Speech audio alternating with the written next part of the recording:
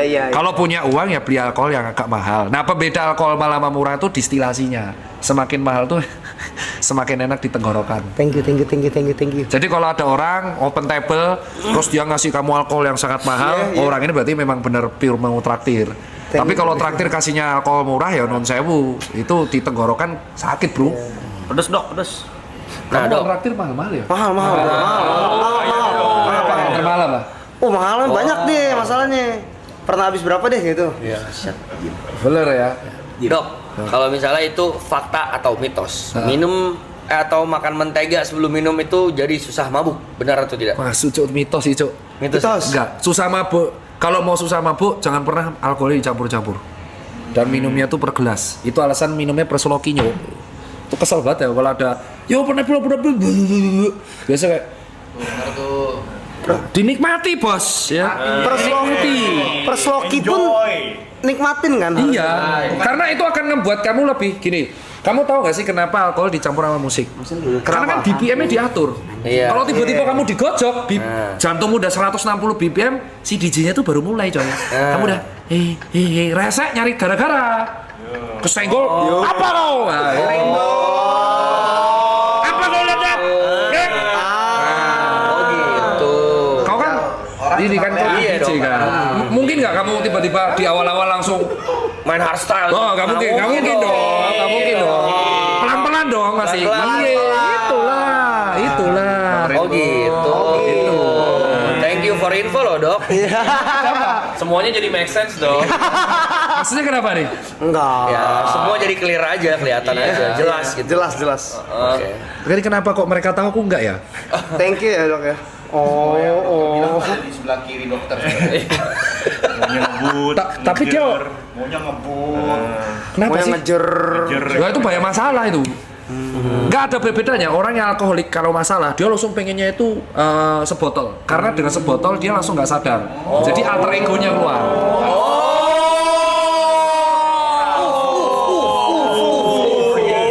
Alter ego jadi keluar ya dokter. Egonya. Alter ego tuh nggak bisa keluar kalau kita logis.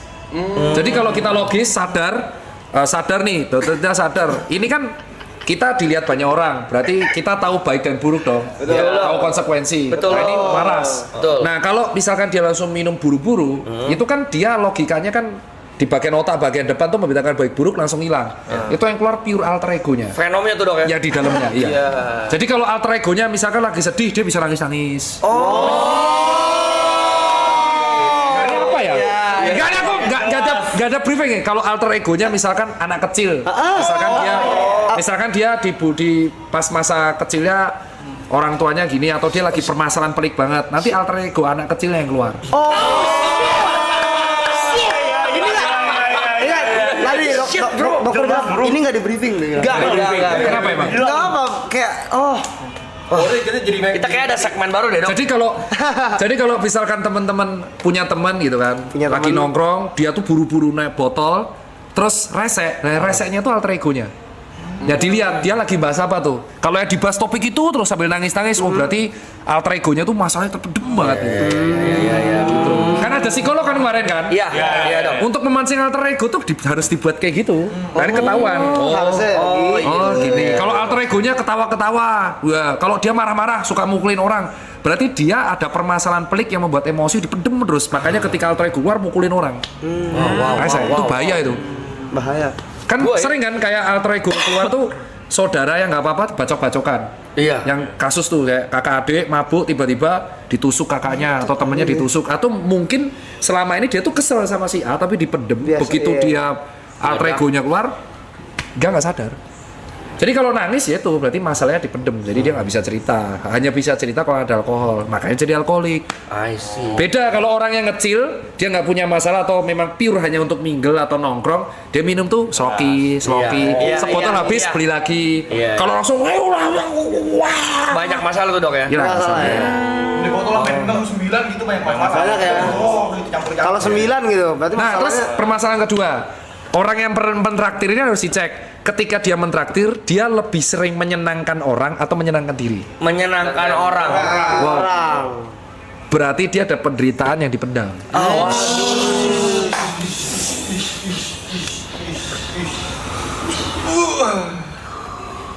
Kenapa itu? Gak apa-apa sih dok. Gak apa, Dok. Ya, ini Kaget, segmen kaget. baru ya, Iya. Jot ya. Thank you dokter Tita. Hashtagnya Now I Know. Itu soalnya khusus. Jadi pada orang yang punya banyak masalah dipendam, dia tuh namanya suruh Gila cok.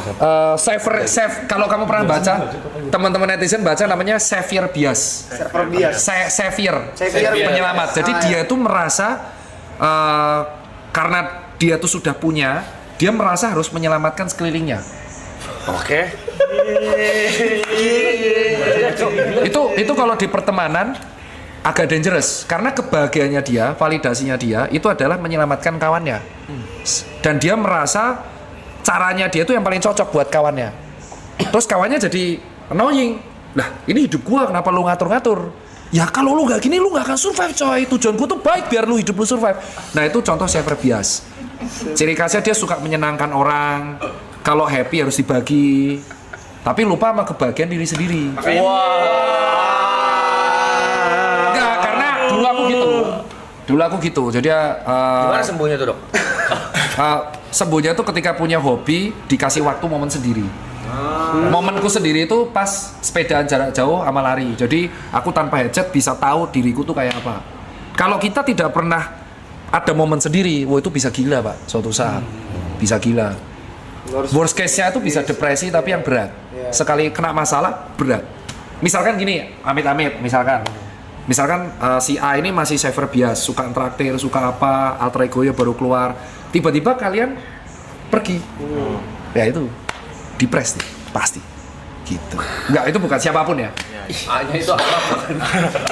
Si B lah, si B. B-nya itu YB. Waduh. Tapi itu tuh ngeselinnya adalah permasalahan itu tuh sering tidak dianggap sepele karena mungkin aku ngeselinnya tuh kalau lihat follower, ya lu kan kaya raya. Masa sudah kaya gak pernah bersyukur. Nah, depresi atau permasalahan hidup itu tidak ada kaitannya sama finansial. Benar. Itu yang harus orang tahu. Jadi bisa jadi dia miskin secara finansial tapi dia happy hidupnya. Jadi dia nggak masalah. Atau dia tuh kaya secara finansial tapi secara psikis tuh dia hancur lebur.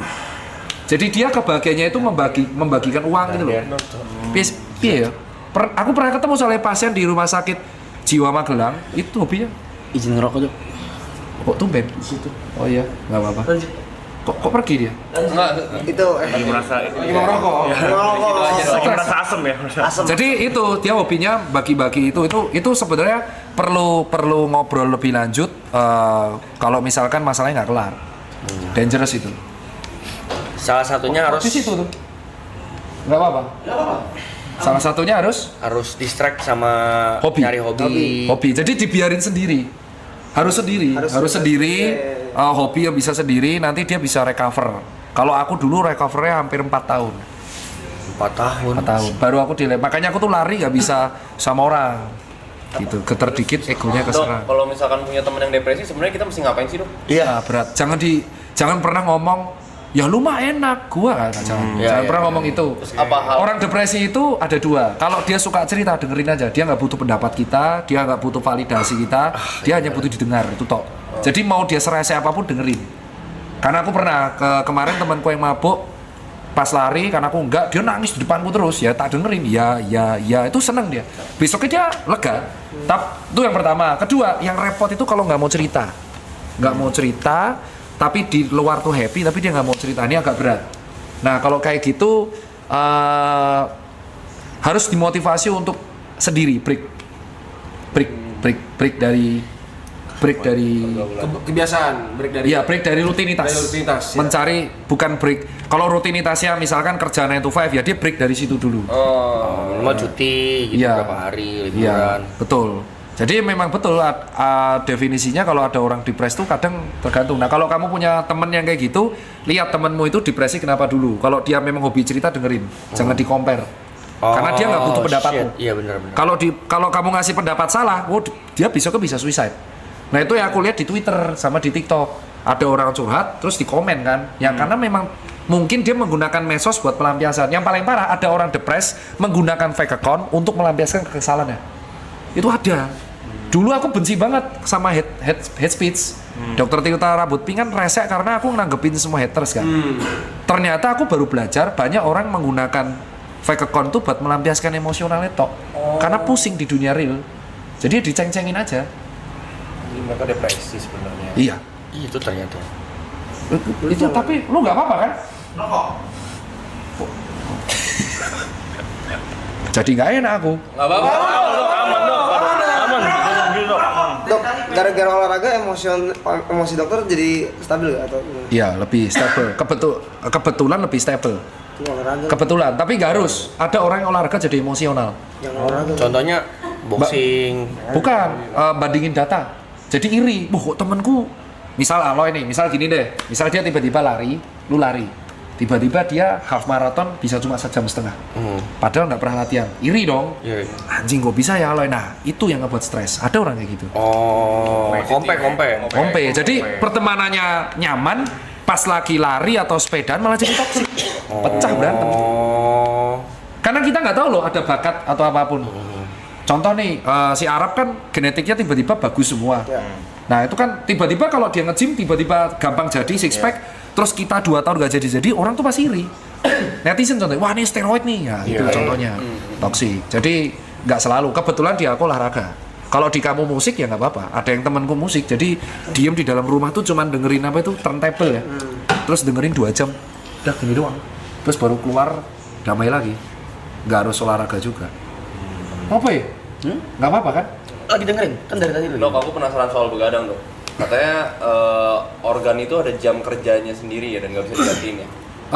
Sebenarnya organ tuh berfungsi 24 jam. Cuman pas malam itu aktivitasnya yang berkurang itu jantung, pencernaan, otak tuh dia menurun sampai separuh. Tujuannya biar rehat. Waktu malam. Ya, hanya waktu malam karena di malam itu kita ada hormon melatonin untuk membedakan malam atau siang. Ada hormon melatonin. Cuman bukan berarti karena kalau di malam kalau kita tidur siang kita nggak recovery, kita recovery, cuman nggak semaksimal malam. Makanya begadang ada jatahnya. Makanya kalau ada orang kemarin yang jaga malam terus kayak karyawan pabrik, musisi, petugas palang kereta, dokter tuh nggak bisa dicegah. Setidaknya mereka kan tahu. Makanya kalau pas begadang ya protein aja. Jadi aku selalu bilang temanku yang DJ biasanya beberapa yang kerja di Zodiac ya. Karena kan dulu aku sering ke sana. Aku selalu bilang setidaknya pas kamu kerja jangan minum. Kamu minum pas jangan kerja. Relate gak? Jadi pas kamu kerja minumnya dikit atau jangan sampai mabuk. Tapi pas kamu nggak kerja silakan kamu chill. Oke kan nggak mungkin dong nggak minum kan kerjanya di klub. Oh ya oke. Sejak saat itu dia lebih normal hidupnya. Mau nanya lagi dok, itu cara badan ngebedain siang sama malam tuh maksudnya gimana? Ya ada hormonnya. Ada hormon. Ya namanya melatonin. Jadi tubuh kita itu ada hormonal yang kayak tahu ini malam nih. Makanya kalau kamu pesawat ada jet lag. Karena tubuhmu jadi bingung, perasaan di Indonesia malam deh, pas di sini kok jadi siang. Nah, itu jet lag jadinya. Oh, ada hormon. Iya, ada hormonnya. Ya nggak apa-apa kan? Soalnya kamu jadi drop moodnya. Ada salah ngomong? Enggak drop. Memproses. Lagi berpikir ya. Yuka penghidang pertanyaan. Beyond kesehatan lebih utama. Ya kalian belum break ya? Aku belum pernah lihat kamu break masalahnya. Kayaknya kamu tuh, saranku sih kalau sebagai pernah ketemu Arab di Gading sampai sekarang kayaknya harus pernah. Jepang. Ke Jepang.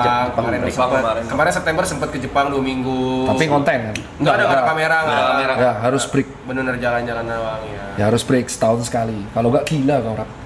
Ya. Gila itu. Soalnya aku pernah di titik gila itu recovery masih itu sendirian. Tapi cocok ya, nggak ada apa-apa kan? Nggak enak nih, nggak enak. Aman ya. Dok, lari bisa bikin tua. Ya, enggak. Soalnya gini, Dok. Kasih tau ya. Saya apa? Soalnya kurang lebih yang tadi diceritain itu yang kita suka ledek-ledekin dan bercandain make fun ke Arab. Oh ya? Ya, Arab tuh orangnya gitu, dia tuh Dan semua yang kita kita bilang tuh bener, iya, bener. itu on point. Oh ya? Kita dar-dar dulu, kok bener semua gitu. Kocok bener. Benar. Viewers pun tahu dok itu. Dia adalah tipikal orang yang lebih senang kalau orang lain senang dulu. Wah, itu Chef Rabias ya? Jangan Rab. Itu Jangan ragu-ragu. Chef Rabias itu akan mulai gila kalau circle hilang. Temen tuh nggak ada yang abadi. Jadi satu-satunya yang bisa nolong kita ya diri kita. Jadi piye ya, kalau dulu tuh kan aku saver bias, cuman kalau advice-ku yang terakhir tuh ketika nanti kamu tua, nanti yang bisa menemani kamu itu hanya orang yang paling dekat sama kamu. Misalnya istri anak tuh. Nggak harus teman dekat. Nah, malah yang kamu harus pastikan adalah kalau validasi masih menolong orang yang kamu tolong ketika tua tuh belum tentu akan nolong balik. Nah, itu yang harus kamu garis bawahi. Dan mereka tuh sebenarnya nggak peduli dia nolong kamu apa enggak. Tegas saja. Jadi ini temen aku nolong, that's it, selesai. Kamu nolong, that's it, selesai. Tapi jangan kamu terusin dan merasa responsibel bahwa dia tanggung jawabku. Oh iya. Itu yang harus dikurangin. Bedain. Kalau nggak gila kita. Soalnya biasanya orang-orang seperti itu wafatnya stroke, Pak. Karena kebanyakan mikir, penyempitan pembuluh darah, brer. Tua ya kita, ganem ya. 37. Iya, aku 34 ya. Pola pikirnya udah beda ya. Agak dalam ya. Lumayan, tapi ini Tapi itu yang- aku nggak bermaksud loh ya. Enggak, ini juga enggak. Iya, Kita juga Nggak enak aku. Enggak dong. Justru tadi kan jadi tahu. bagus, malah bagus. Oh lari tuh, ya kalau bikin tua kalau misal kamu kena UV, makanya sunscreen tuh penting. Lari. Oh, Nggak hanya lari. iya. Misal kamu motoran, Lupa. Gue pertanyaan lupa. asuh, kepil koplo kamu. Enggak, tiba-tiba langsung kita kan bingung. Ini orang-orang yang ikut sabung ayam nih kayaknya. Emang dia mah udah paling keterlaluan, Dok. Kacau. Wah, kok provokator kamu? Enggak beneran, bego dia. Oh, mukanya tuh kayak Darwin Nunes, Cok. Bajila. Nunes. Sorry. MU, Dok. Jangan di Liverpool, Dok. Sorry. Jadi orang yang senang sinar matahari itu Iya. cepet tua. Makanya sebenarnya buat cowok-cowok yang tuh investasimu terbaik adalah beli sunscreen. Itu yang ngebuat tua itu adalah karena dia lari kena sinar matahari terus jarang makan protein, kulitnya jadi Bukan karena bukan ya berarti. enggak karena matahari. Kayak gini ya. Kau naik motor terus juga Oh iya juga sih. iya kena kelihatan tua, makanya pakai sunscreen. Kalau enggak Masker. COVID tuh. Enggak, di motor pakai masker, full face, sarung tangan. Ya, lucu nih biasanya, jaket. Dok, lucu nih. Enggak, Lucu beneran. nih, biasanya lucu nih. Enggak ada yang lawak. Enggak ada yang lawak. Biasanya patah nih. Enggak ada yang lawak. Iya, ibotnya mau yang Nunes ya dipikir-pikir. Ora. Coba kau bandingin ibot nih Nunes mirip itu. Nunes, kagak ada. Mirip ya? Garnacho. Kalau kau sedih aku minta maaf loh. Nggak ada maksud loh. Bukan sedih, Tapi bener semua aja. oh ya? Kamu tuh sama ini nggak ada teman cerita loh? Ada kan temanmu banyak tuh? Ngapain cerita? Wah, itu berat sih. Ya, jadi pendem. Nah, that's why tadi yang ngomongin alter ego ketika mabuk itu dia keluarnya pada saat itu dong. Kalau dia mabuk banget, dia ada 3 mode. Mode dia yang kayak anak kecil, mode yang dia nangis, mode yang marah-marah itu semua tadi ada semua tuh. Dokter bilang semua ada tuh. Makanya tidak nanti kita tuh bener gitu. Bener. Iya. Iya. Soalnya kalau kamu minumnya sedikit-sedikit itu kompensasinya bagus karena dibuang. Tapi kalau langsung dread, wah itu udah yang ngatur emosional, ESQ lah. Jadi kecerdasan emosional, pure emosional yang ngatur semua. Kalau dia lagi remuk, ya terego yang anak kecil yang keluar. Yang ada rasional lah yang Nggak ada. keluar. Jadi kalau kamu lihat misalkan di klub sering berantem, ya alter egonya kayak gitu. Dia ada kemarahan jadi pendem, makanya mukulin orang, harus lega.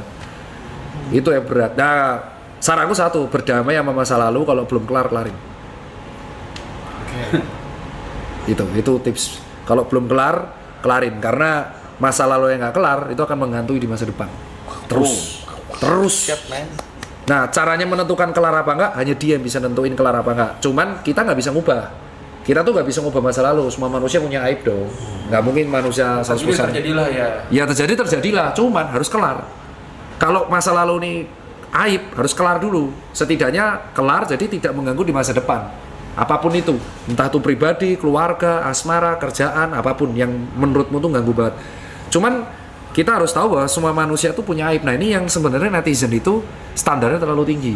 Netizen tuh nganggep semua figur di Indonesia itu harus gak punya aib. Semua orang tuh punya aib, punya masa lalu kelam. Gak mungkin dia perfect. Mentang-mentang followernya banyak, wah orang ini perfect nih. Jadi figur perfect gak akan bisa coy. Gak akan. Lu follow dia, artinya lu tahu segala keburukan dan kebaikannya. Nah itu jangan dijadiin beban. Buat kau, orang followermu gede banget cuk. Alay HIV. Cara kata sih. Tapi topiknya langsung Itu yang ngomong mereka. Halo HIV. satu tarikan. Kenapa sih harus dibaca kayak gitunya sih dok? Lah kebetulan baca. Jangan dibaca kayak gitu. Nggak usah ngegas. Bekas. Itu bahas PMO ya, Cok Lia, aduh.